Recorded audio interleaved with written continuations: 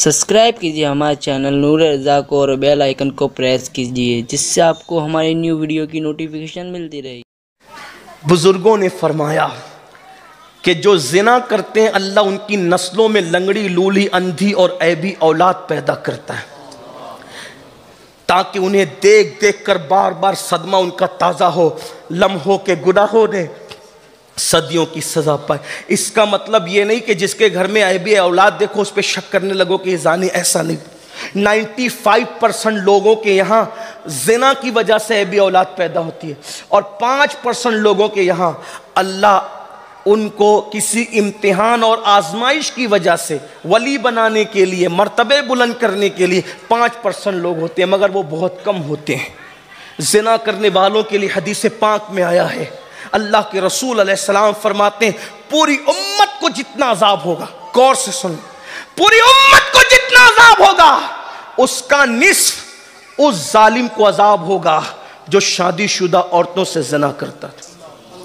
حالات یہ بن رہے ہیں کہ بھابی دیور سے نہیں بچ پا رہی، یہ گندی فلم حالات ہیں، ہم مجبور ہیں، آہو بکا کرنے کے لیے مجبور ہیں، سالی بہنوئی سے محفوظ نہیں ہے، چچی بھتیجے کے معاملات اخبار میں آئے دن سنائی دے رہے ہیں۔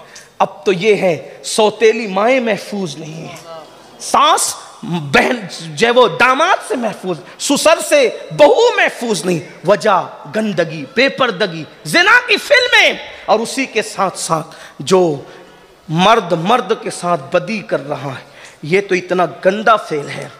وجہ پہلے دوستی کی جاتی تھی ایک دوسرے کے سکھ دکھ میں شریک ہونے کی، پہلے دوستی کی جاتی تھی ایک دوسرے کی مصیبت میں کام آنے کی، اب دوستی کی جاتی ہے جنسی خواہش کی کہ لڑکوں کے ساتھ بدی کریں، بدفعلی کریں۔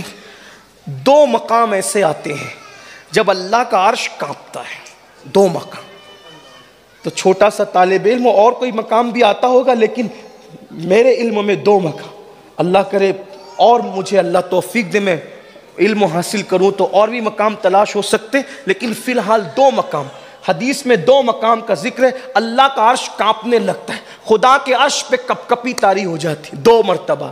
ایک بار وہ جب یتیم روتا ہے، جب کوئی یتیم کو رلاتا ہے اللہ کا عرش کانپ جاتا ہے، اور نمبر دو جب کوئی مرد کسی مرد پر بدفعلی کے لیے اوپر آتا ہے تو اللہ کا عرش کانپتا ہے۔ حدیث پاک میں آیا ہے اس وقت آسمان زمین پہ گرنے والا ہوتا ہے مگر اللہ کے فرشتے آسمان کو پکڑ کے، کناروں کو پکڑ کے قل ہو اللہ شریف کی تلاوت کرنے لگتے ہیں، اور قل ہو اللہ شریف اتنی بار وہ پڑھتے ہیں کہ ان کی قل ہو اللہ کی تلاوت کی وجہ سے اللہ کا غضب ٹھنڈا ہو جاتا ہے، اللہ کا جلال ٹھنڈا ہو جاتا ہے۔ حدیث پاک ہے کچھ پرندے ایسے ہیں، کچھ فرشتے ایسے ہیں جو چونچ والوں کی شکل میں ہے، جو بندہ مردوں کے ساتھ بدی کرے۔ اب بدی کی مختلف شکلیں ہیں، ٹائم کم ہے، مجھے گفتگو آخری سمیٹنا بھی، بہت سارے مسائل پہ گفتگو کر کے بات پوری کرنا ہے، لیکن سن لیں۔ اگر کسی مرد کو پاپ کی نظر سے دیکھو تو بھی تمہارا شمار اغلام بازوں میں ہوگا، صرف دیکھنے پر بھی، گندی نیت سے دیکھنے پر۔ ایک بہت بڑے بزرگ تھے، 70 سال تک انہوں نے رات کو عبادت کی، دن کو روزہ رکھا۔ جب انتقال ہوا تو کسی نے پوچھا کہ کیا ہوا؟ کہا ساری عبادتیں دھری کے دھری رہ گئی، ایک گناہ پہ پکڑ ہوئی ہے، بس ایک گناہ پہ، اور میں اب اس کا جواب نہیں دے پا رہا۔ کہا کیا پکڑ ہوئی؟ کہا بچپنے میں ایک مرد کو غلط نظر سے دیکھ لیا تھا، مرد کو پاپ کی نظر سے دیکھ لیا تھا، بس اسی پہ میری پکڑ ہوگی، میری عبادت دھری کے دھری رہے۔ آسان نہیں ہے، اتنی مشکل بھی جنت نہیں ہے جتنا آپ کو بد مذہب بتاتے ہیں مشکل، اور اتنی آسان بھی نہیں ہے جتنا آپ نے آسان کر رکھا اور کھیل بنا رکھا۔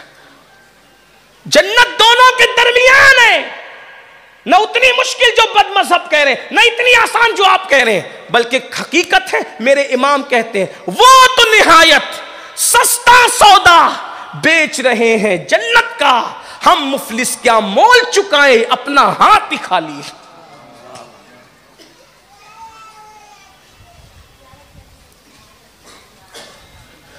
فرشتے، چونچ والے فرشتے جو لوگ بدکاری کرتے ہیں مرد مرد کے ساتھ، ایک رات بھی وہ اپنی قبر میں رہ نہیں پاتے. وہ چونچ والے فرشتے ان کی لاش کو اٹھاتے، رائچور میں مرے، مکہ شریف میں مرے، مدینہ شریف میں مرے، یمن میں مرے، مصر میں مرے، مالیگاؤں، اندور، ممبئی، کہیں مرے، ایک رات بھی قبر میں نہیں رہ پاتے. وہ بدکاری کرنے والے، اللہ کے فرشتے ان کو چونچ میں اٹھاتے ہیں اور اٹھا کر وہاں لے جا کر پھینک دیتے ہیں جہاں قوم لوط پر عذاب آیا تھا. اور قیامت کے دن انہیں لعنتیوں کے ساتھ وہ اٹھیں گے. کہاں ہو؟ یہ گندی فلموں کا وبال ہے، یہ گندی فلموں کا نتیجہ ہے. کاش کہ توبہ کر لی جائے، کاش کہ بدل لیا جائے اپنے آپ کو. تو دیکھنے پر بھی وبال ہے، چھونے پر بھی وبال ہے.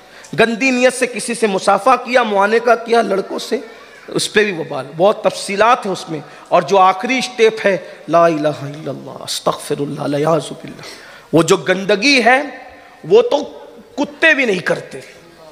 وہ گندا کام جانوروں میں بھی صرف سور کرتا ہے، خنزیر، اس کے علاوہ کوئی نہیں کرتا. سور اپنے نر کے ساتھ یہ گندگی کرتا ہے، باقی ہر جانوروں میں بھی کوئی نر کے ساتھ کوئی گندگی نہیں کی جاتی. یہ میں حیا کے پردے میں کہہ رہا ہوں. اسی لیے حدیث پاک کا مفہوم ہے جو یہ بدی کرنے والے مریں گے تو قبر میں سور کی شکل اختیار کریں گے، اللہ ان کا منہ سور کی طرح کر دے گا. لا الہ الا اللہ. کس بلا کی میں سے ہے سرشار ہم، دن ڈھلا ہوتے نہیں ہوشیار. یہ گندی فلموں کے نتائج، یہ جوانی کے مس یوز کے نتائج.